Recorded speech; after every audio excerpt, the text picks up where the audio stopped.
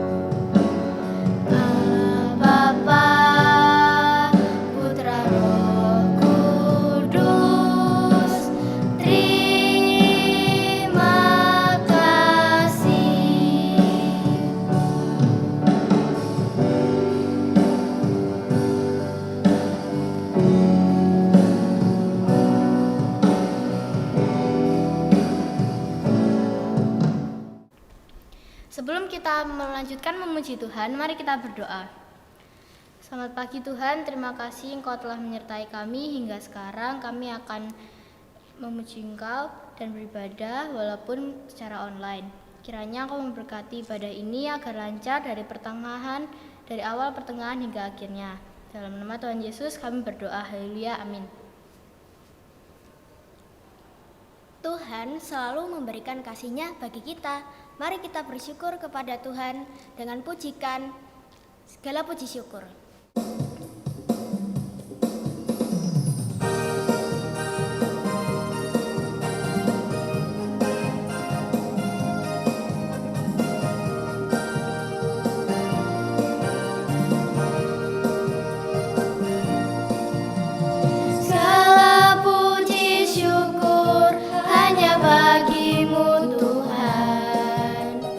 Sebab Kau yang layak dipuja.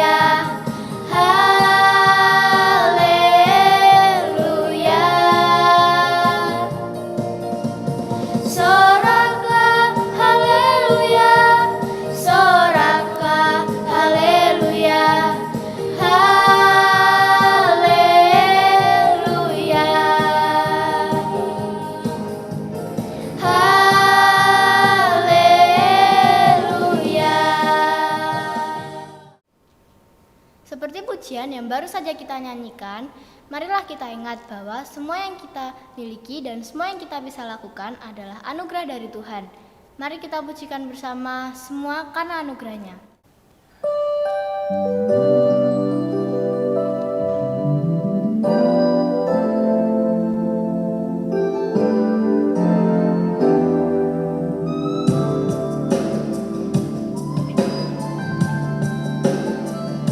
Bukan karena kebaikanmu, bukan karena fasilitamu, bukan karena kekayaanmu.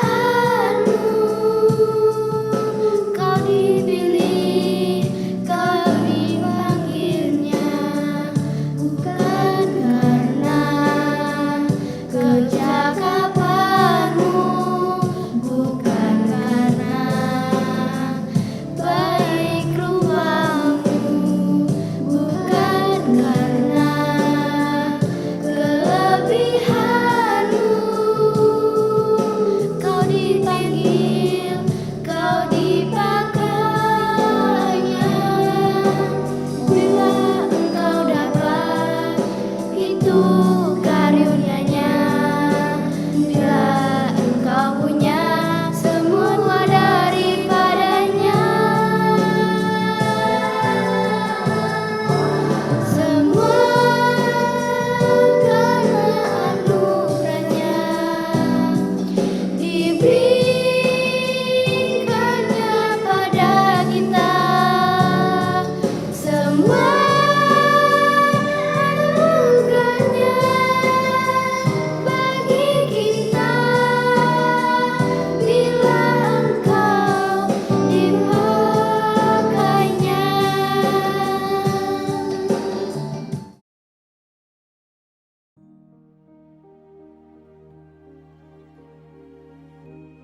Shalom anak-anak, hari ini kita berjumpa kembali di dalam ibadah sekolah minggu GKI Kediri.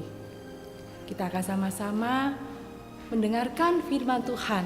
Sebelumnya, lipat tangan, tutup mata, kita akan berdoa kepada Tuhan. Mari kita berdoa. Bapa kami yang di surga, kami mengucap syukur Tuhan pada hari yang cerah ini. Kami masih boleh beribadah kepada Tuhan. Tuhan, sebentar lagi kami akan mendengarkan tentang firman Tuhan. Tolong kami, urapi kami satu persatu. Beri hikmat buat kami Tuhan, sehingga kami boleh mengerti, memahami akan firman-Mu. Dan kiranya Tuhan juga akan terus menolong kami, sehingga kami mampu untuk melakukan firman-Mu itu di dalam kehidupan kami sehari-hari. Terima kasih ya Tuhan. Di dalam nama Tuhan Yesus kami berdoa. Amin. Anak-anak, hari ini firman Tuhannya berkisah tentang Zakaria dan Elisabet mendapat karunia, yang terambil di dalam Injil Lukas pasal 1 ayat 5 sampai 25. Yuk anak-anak, perhatikan ya. Kita simak sama-sama, kita dengarkan firman Tuhan yang terambil di dalam Lukas pasal 1 ayat 5 sampai 25. Istrinya juga berasal dari keturunan Harun, namanya Elisabet. Keduanya adalah benar di hadapan Allah dan hidup menurut segala perintah dan ketetapan Tuhan dengan tidak bercacat. Tetapi mereka tidak mempunyai anak, sebab Elisabet mandul dan keduanya telah lanjut umurnya. Pada suatu kali, waktu tiba giliran rombongannya, Zakaria melakukan tugas keimaman di hadapan Tuhan. Sebab ketika diundi sebagaimana lazimnya untuk menentukan imam yang bertugas, dialah yang ditunjuk untuk masuk ke dalam bait suci dan membakar ukupan di situ. Sementara itu seluruh umat berkumpul di luar dan sembahyang. Waktu itu adalah waktu pembakaran ukupan. Maka tampaklah kepada Zakaria seorang malaikat Tuhan berdiri di sebelah kanan mezbah pembakaran ukupan. Melihat hal itu ia terkejut dan menjadi takut. Tetapi malaikat itu berkata kepadanya, "Jangan takut, hai Zakaria, sebab doamu telah dikabulkan, dan Elisabet istrimu akan melahirkan seorang anak laki-laki bagimu, dan haruslah engkau menamai dia Yohanes. Engkau akan bersukacita dan bergembira, bahkan banyak orang akan bersukacita atas kelahirannya itu. Sebab ia akan besar di hadapan Tuhan, dan ia tidak akan minum anggur atau minuman keras, dan ia akan penuh dengan Roh Kudus mulai dari rahim ibunya. Ia akan membuat banyak orang Israel berbalik kepada Tuhan Allah mereka, dan ia akan berjalan mendahului Tuhan dalam roh dan kuasa Elia, untuk membuat hati bapa-bapa berbalik kepada anak-anaknya, dan hati orang-orang durhaka kepada pikiran orang-orang benar, dan dengan demikian menyiapkan bagi Tuhan suatu umat yang layak baginya."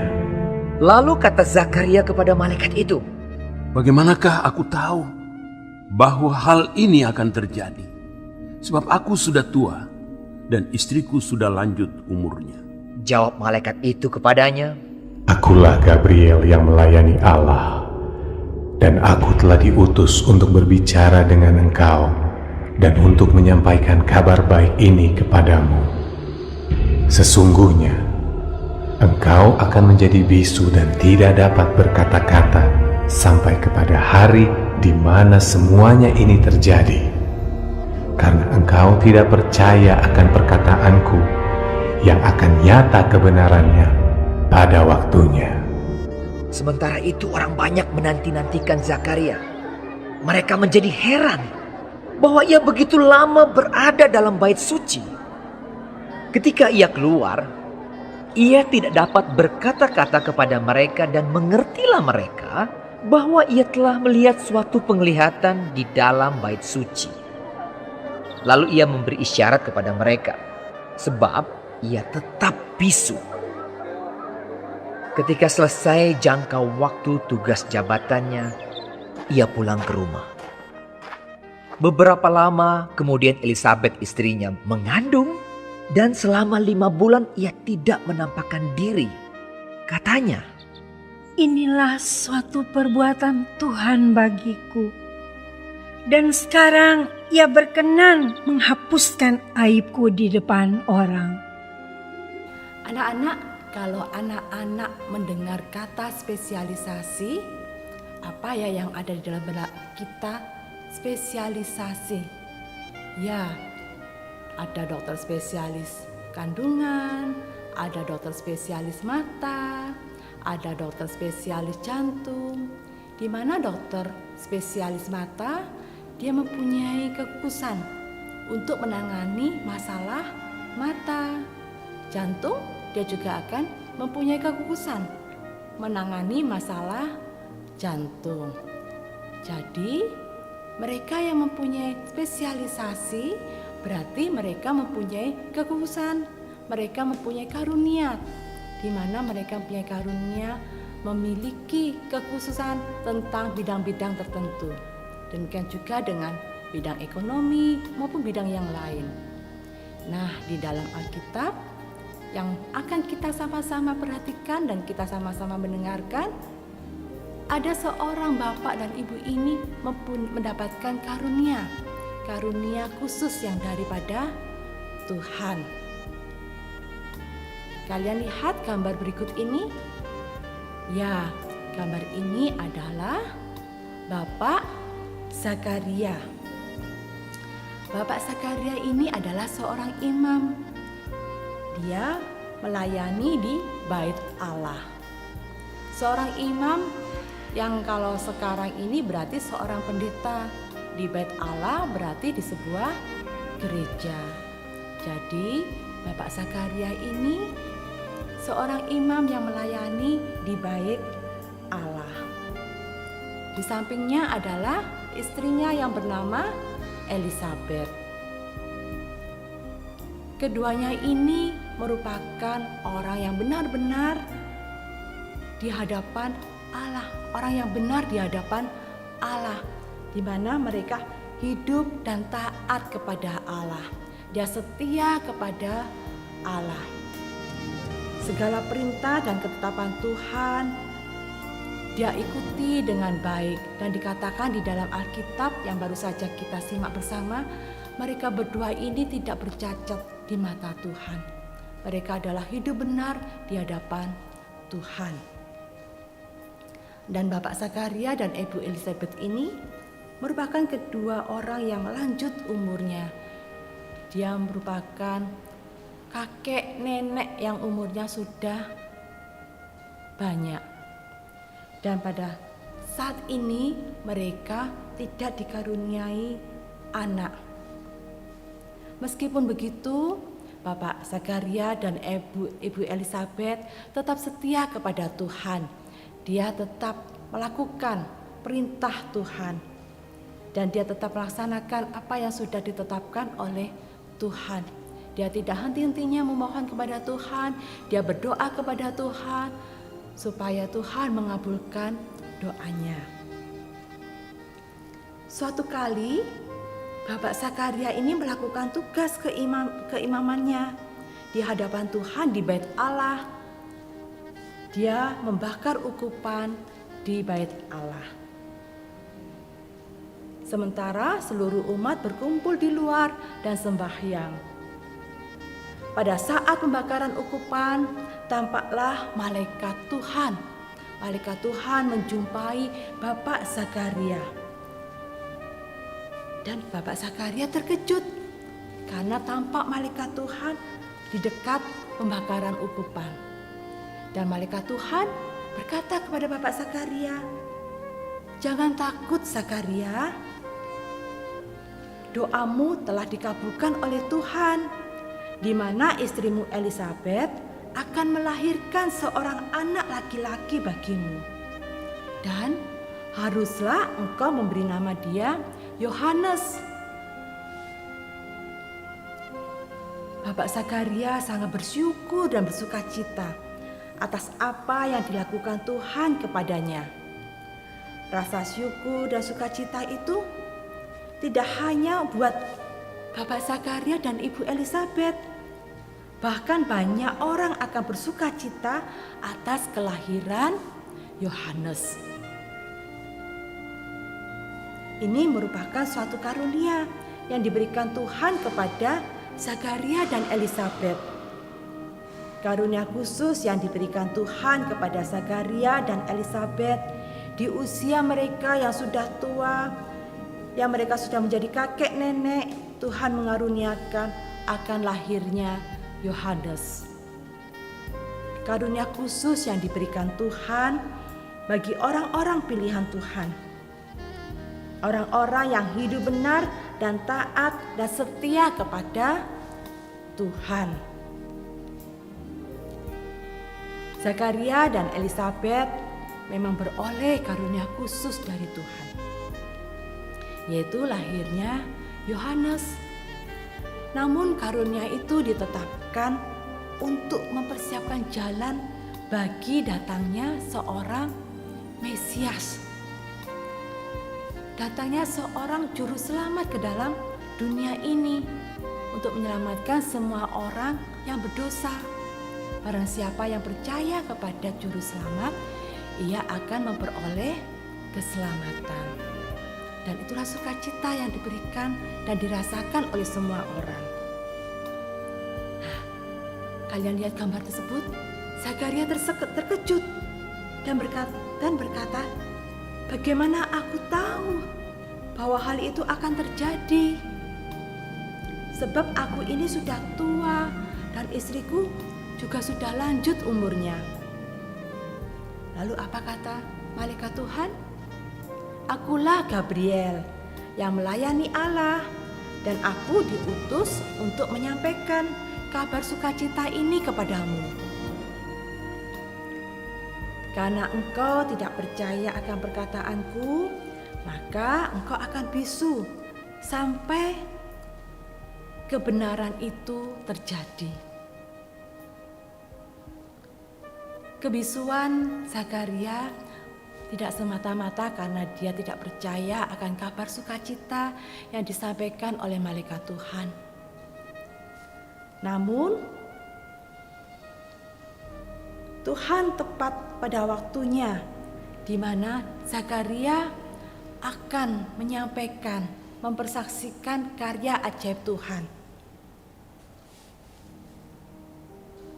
Nah, anak-anak, setelah selesai melakukan pembakaran ukupan, Zakaria keluar dari bait Allah. Pada saat Zakaria keluar dari bait Allah, ia tidak dapat berkata-kata kepada mereka yang sudah menunggu di luar.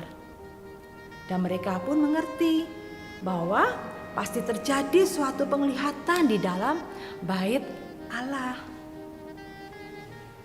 Setelah masa tugasnya selesai, Zakaria pulang ke rumah dan menyampaikan kabar sukacita itu kepada Elisabet istrinya. Beberapa lama kemudian, Elisabet istrinya mengandung dan selama 5 bulan ia tidak menampakkan diri. Nah, anak-anak, dari cerita ini kita bisa mengetahui bahwa karunia itu asalnya dari Tuhan. Tuhan memberikan karunia khusus kepada orang-orang pilihan, orang-orang yang taat, orang-orang yang benar di hadapan Tuhan. Tuhan akan mempercayakan karunia itu kepada orang-orang pilihan. Dan Tuhan mempercayakan karunia-nya supaya orang-orang itu juga bisa mempersaksikan karya ajaib Tuhan kepada semua orang. Dan nama Tuhan dipermuliakan. Apa itu karya ajaib Tuhan? Ya, karya ajaib Tuhan adalah berita sukacita, berita tentang keselamatan, di mana semua orang yang percaya kepada Tuhan, maka dia akan diselamatkan. Kalau ada yang merasa, aku gak punya karunia, bukan berarti kita tidak mendapat karunia daripada Tuhan. Tuhan memberikan karunia tepat pada waktunya, tidak terlambat dan juga tidak terlalu cepat. Setiap orang pasti memiliki karunia, di mana kita bisa mengenali dan meyakini bahwa di dalam diri kita ada karunia yang Tuhan berikan kepada kita. Kita percaya kepada Tuhan, itu juga merupakan suatu karunia yang diberikan oleh Tuhan. Karunia untuk mempercayai bahwa Tuhanlah adalah juru selamat kita satu-satunya. Oleh sebab itu anak-anak, mari kita menggunakan karunia yang telah diberikan Tuhan dengan sebaik-baiknya. Kita gunakan, kita sampaikan berita sukacita kepada semua orang, sehingga semua orang memperoleh keselamatan Tuhan. Ayat hafalan pada hari ini terambil di dalam 1 Korintus pasal 2 ayat 12. Kami kita ulangi ya. 1 Korintus pasal 2 ayat 12 yang berbunyi demikian. Kita tidak menerima roh dunia, tetapi roh yang berasal dari Allah, supaya kita tahu apa yang dikaruniakan Allah kepada kita. Kita ulangi lagi ya. 1 Korintus pasal 2 ayat 12. Kita tidak menerima roh dunia, tetapi roh yang berasal dari Allah, supaya kita tahu apa yang dikaruniakan Allah kepada kita.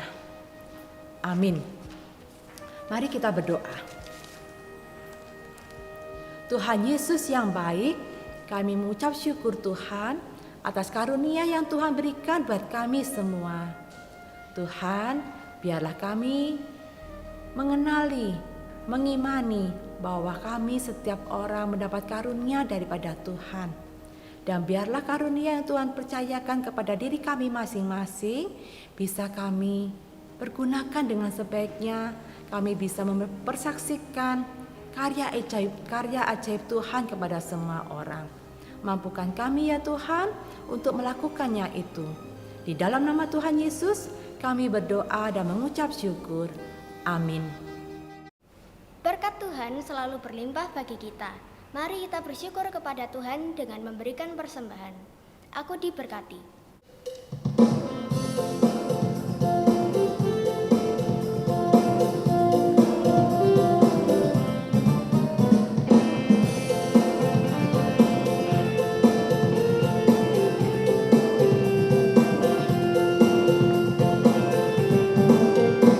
Aku diberkati, sepanjang hidupku diberkati.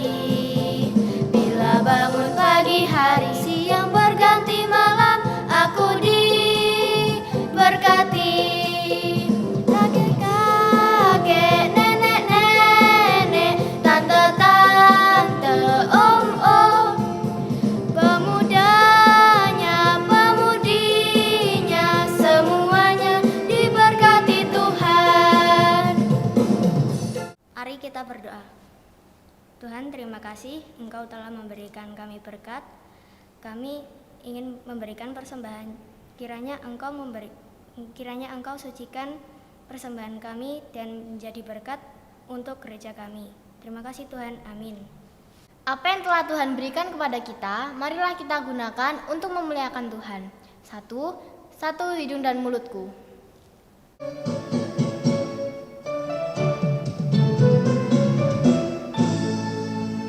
Satu, jumlah hidung dan mulutku. Dua, telinga, mata, tangan, dan kakiku. Tiga, hitamnya rambut ini, oh teman, ku cinta Tuhan untuk selamanya. Dan mulutku memuji, dengan tanganku bertepuk, dengan kakiku melompat memuji Tuhan. Dengan mulutku bernyanyi, dengan tanganku bertepuk, dengan kakiku melompat memuji Tuhan.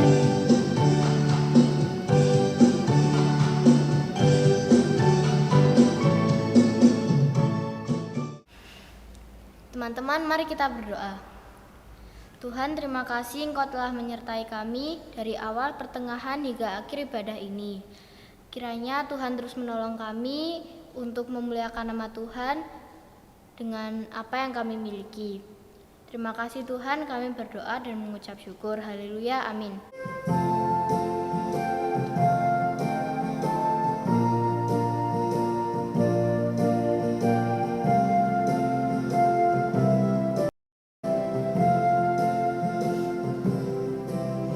Bapa, terima kasih. Bapa, terima kasih. Bapa di dalam surga, puji terima kasih.